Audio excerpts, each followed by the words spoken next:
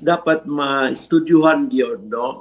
Munang ibalo ako itong isang adlaw, gi-defer ni President BBM ang approval sa increase sa sa pamasahe. Mhm.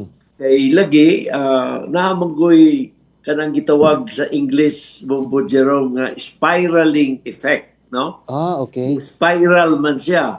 Mosaka ang presyo sa ang pamilete, daghan na dayon ang epekto niya na mga palaliton, mosaka usab, no, and all that, no.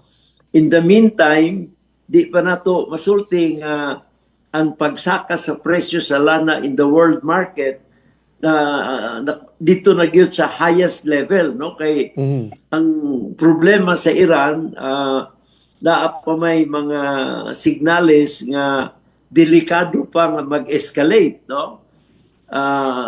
Di sa medyo di na kayo tarong, dili na makatarungan nun ang kanang gabuhaton sa Israel o sa Amerika